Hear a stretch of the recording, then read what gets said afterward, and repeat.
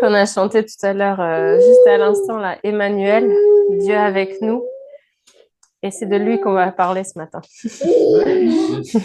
Mais Emmanuel, Dieu est avec nous.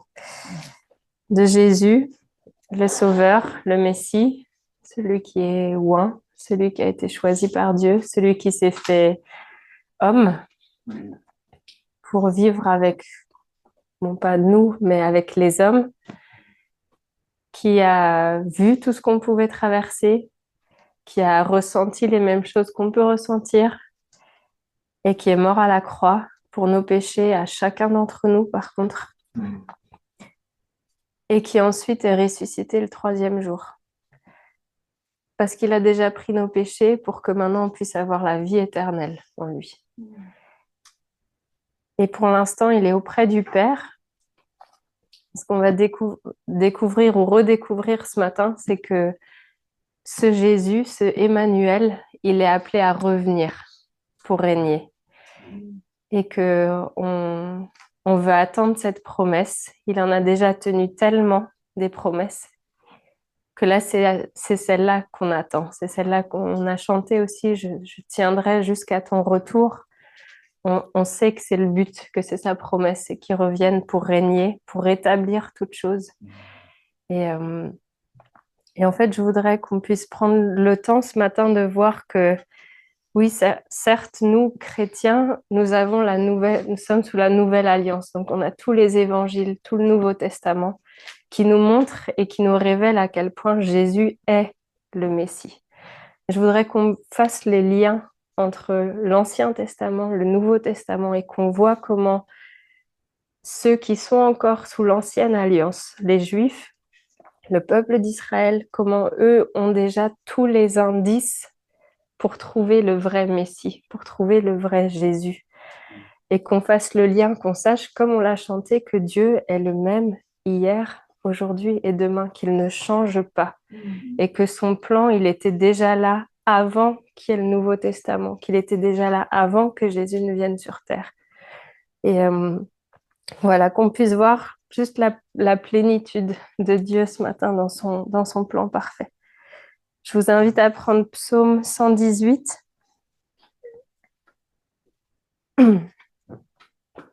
Et comme la parole de Dieu est tellement belle, j'aimerais qu'on le lise en entier. Je ne vais pas tout décortiquer avec vous ce matin, juste un petit morceau, mais qu'on le lise en entier parce que c'est la parole de Dieu. On doit lui faire honneur. Louez l'Éternel car il est bon. Oui, sa bonté dure éternellement. Qu'Israël le dise. Oui, sa bonté dure éternellement. Que la famille d'Aaron le dise. Oui, sa bonté dure éternellement. Que ceux qui craignent l'Éternel le disent. Oui, sa bonté dure éternellement. Du fond de la détresse, j'ai fait appel à l'Éternel. L'Éternel m'a répondu, il m'a délivré. L'Éternel est pour moi. Je n'ai peur de rien. Que peuvent me faire des hommes?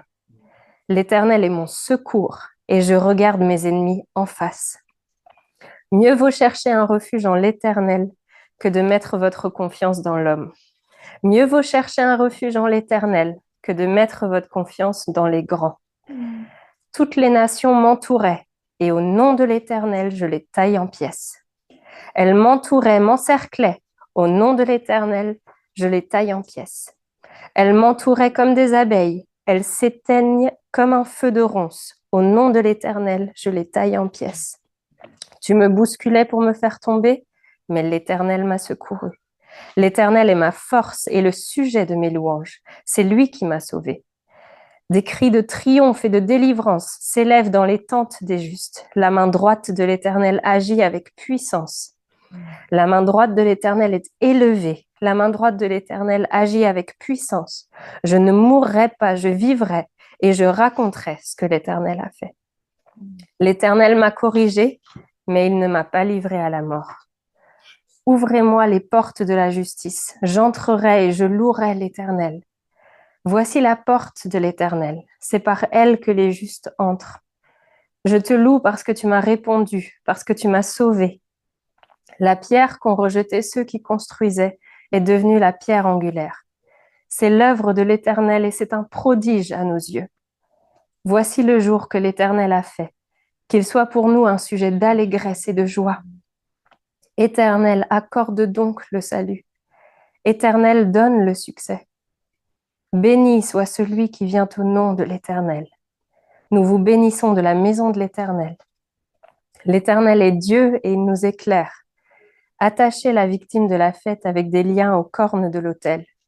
Tu es mon Dieu et je te louerai, mon Dieu. Je proclamerai ta grandeur.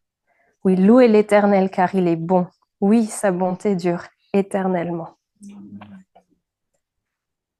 C'est un très beau psaume, je trouve.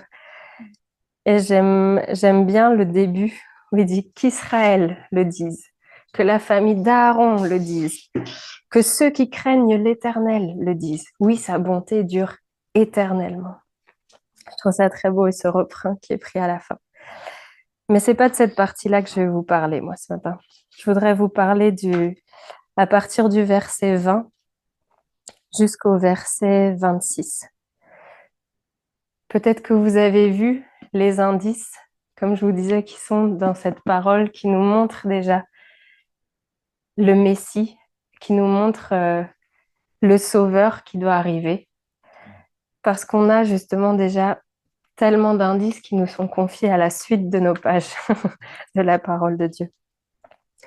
Et on sait aujourd'hui que les Juifs, le peuple d'Israël, eux, ils attendent encore le Messie.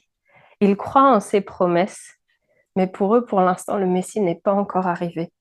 Et on va voir justement dans ce psaume, il y en a plein d'autres, mais dans celui-là, quels sont les indices auxquels ils pourraient se fier et quelles réponses nous, on a déjà. Nous sommes bénis d'avoir déjà.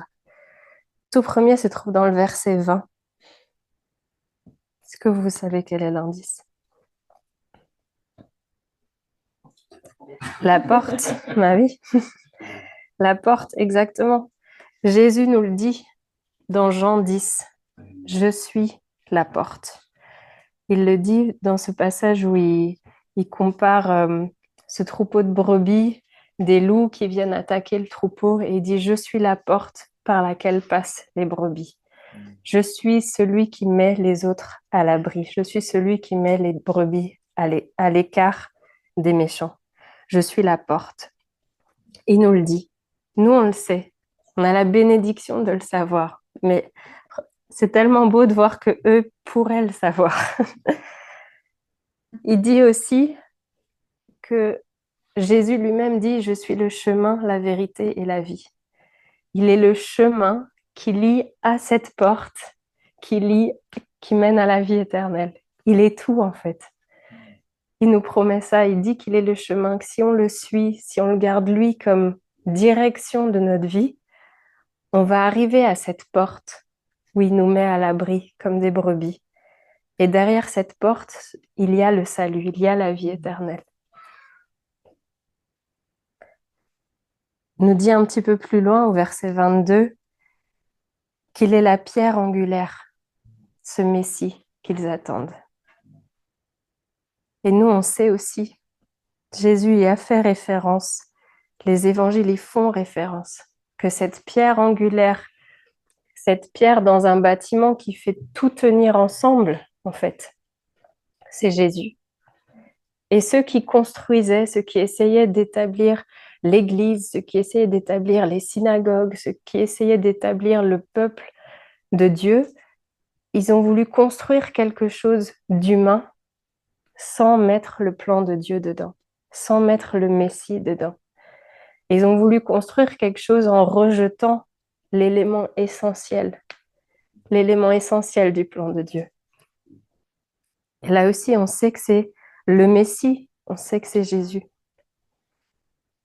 Et ça, ce qu'il a fait à travers Jésus, le verset 23, c'est l'œuvre de l'Éternel et c'est un prodige à nos yeux.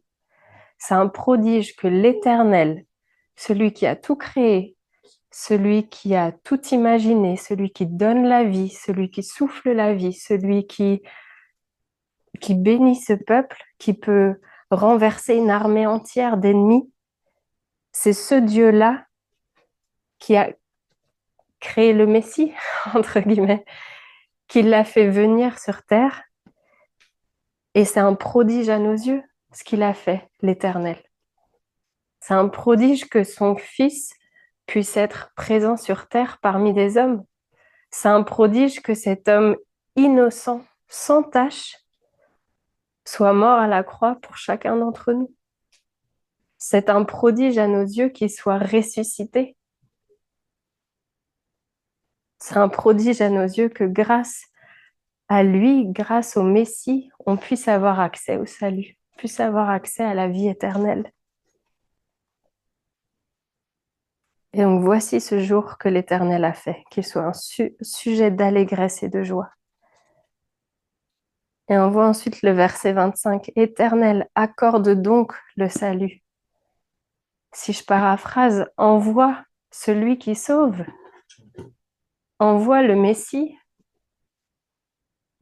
Et on sait une fois de plus que le prénom Jésus veut dire celui qui sauve. Envoie-le. Ça, c'est encore l'ancienne alliance, il n'était pas encore là.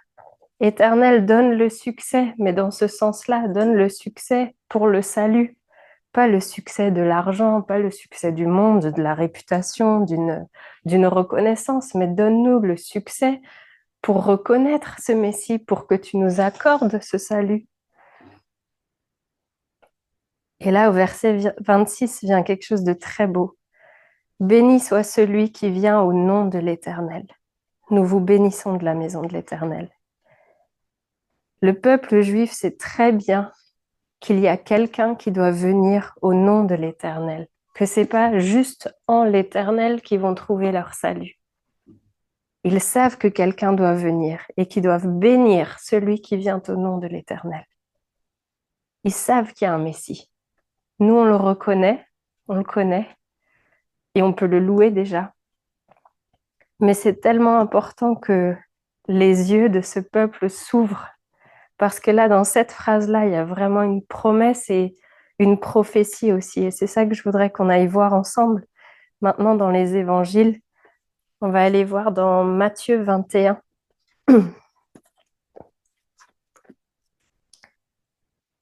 Le titre peut-être de votre chapitre, on va vous donner déjà l'indice du chapitre 21, Entrée triomphale de Jésus à Jérusalem. Et on va regarder le verset 9 ensemble. Ceux qui précédaient et ceux qui suivaient Jésus criaient « Hosanna au fils de David, béni soit celui qui vient au nom du Seigneur. Hosanna dans les lieux très hauts. » Hosanna en hébreu, ça veut dire « sauve maintenant ». Fais ton œuvre, toi, fils de David, c'est le nom aussi que le peuple juif donnait au fils de Dieu, sans vouloir prononcer son nom. Et il y a une partie qu'il a reconnue là. C'est formidable.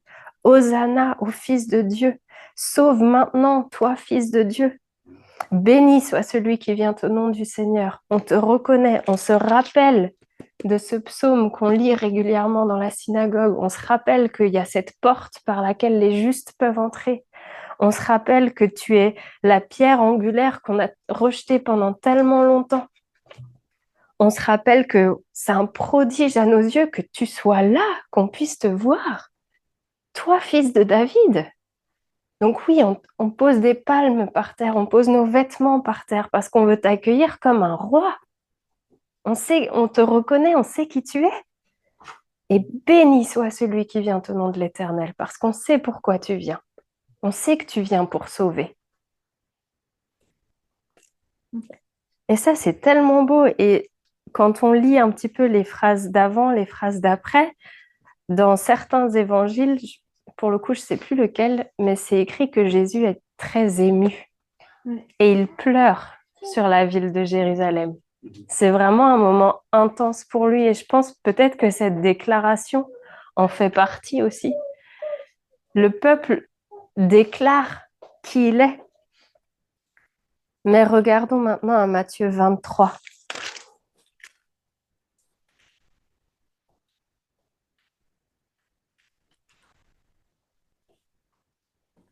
Matthieu 23 à la fin du chapitre, à partir du verset 37. Jésus est avec ses disciples et ils ont cette discussion un peu difficile bah, ça va bientôt être la fin pour Jésus en tant qu'homme sur terre. Et les disciples se sont attachés à lui et ils posent des questions. Mais du coup, ça va se passer comment après? Mais comment on va reconnaître que c'est la fin? Mais comment on va savoir? Et Jésus leur dit ça au verset 37. Jérusalem, Jérusalem, toi qui tues les prophètes et qui lapides ceux qui te sont envoyés, combien de fois j'ai voulu rassembler tes enfants comme une poule rassemble ses poussins sous ses ailes, et vous ne l'avez pas voulu. Voici que votre maison vous sera laissée déserte, car je vous le dis, vous ne me verrez plus désormais, jusqu'à ce que vous disiez, béni soit celui qui vient au nom du Seigneur. On va le relire. Jérusalem, Jérusalem, toi qui tues les prophètes et qui lapides ceux qui te sont envoyés, combien de fois j'ai voulu rassembler tes enfants comme une poule rassemble ses poussins sous ses ailes, et vous ne l'avez pas voulu. Voici que votre maison vous sera laissée déserte, car je vous le dis, vous ne me verrez plus désormais, jusqu'à ce que vous disiez, béni soit celui qui vient au nom du Seigneur. En gros, ça n'a pas suffi. L'entrée à Jérusalem sur un ânon par Jésus, le Fils de Dieu, mais en tant qu'homme, ça n'a pas suffi de le reconnaître comme ça. Jérusalem, elle ne s'est pas rassemblée. Le peuple d'Israël ne s'est pas rassemblé comme des petits poussins autour de leur mère. Il y en a qui n'ont pas cru, il y en a qui ne l'ont pas accueilli comme ça.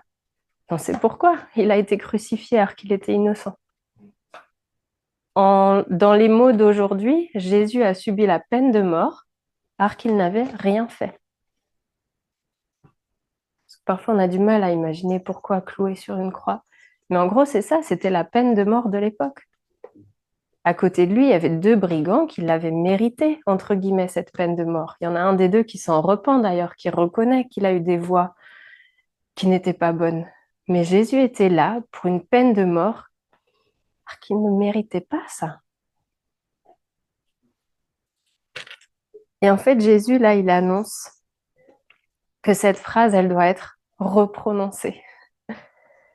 Béni soit celui qui vient au nom du Seigneur. Ça doit être redit par la terre entière, par le peuple juif inclus, pour que sa promesse, elle se fasse. Et pour l'instant, il y a déjà des choses qui sont vraies dans ce qu'il a dit. On a lu que votre maison vous sera laissée déserte. Vous le savez peut-être, nous on l'a vu de nos propres yeux, le temple de Jérusalem n'existe plus. La maison, elle n'existe plus, elle est déserte, il ne reste plus qu'un mur. Et sur cette plateforme, qu'est-ce qu'il y a maintenant? Une mosquée. C'est ça qui reste pour l'instant à Jérusalem. Et cette promesse, elle est déjà là. La maison, elle est déjà déserte. Ils ne peuvent pas aller dans le temple qui est pour encore le peuple juif, ce lieu saint auquel c'est le seul accès qu'ils pourraient avoir à travers Dieu. Et en fait, là, non, ça, c'est déjà réalisé. Il faut l'étape d'après maintenant. Que la terre entière accueillisse Jésus comme le Sauveur, comme le Messie, comme le Roi. Béni soit celui qui vient au nom du Seigneur. Donc que ce soit à nous, chrétiens, notre prière. Oui, béni soit le nom de celui qui vient au nom du Seigneur. Béni soit celui qui vient au nom du Seigneur. On veut te revoir. Viens, Jésus. Viens régner. Viens rétablir ton règne. Viens rétablir ta justice. Viens arrêter toutes les bêtises de l'homme. Viens établir ton règne.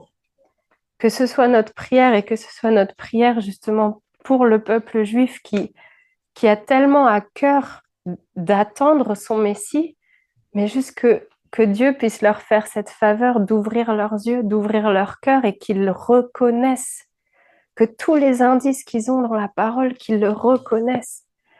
Et vous verrez les témoignages de justement juifs qui à un moment donné se rendent compte que Jésus est le Messie, mais c'est tellement beau et ils en savent tellement plus que nous. Ils connaissent tellement bien la parole de l'Ancien Testament, ils te révèlent des choses que toi, en tant que chrétien, tu dis, mais ouais, je m'étais jamais arrêté là-dessus.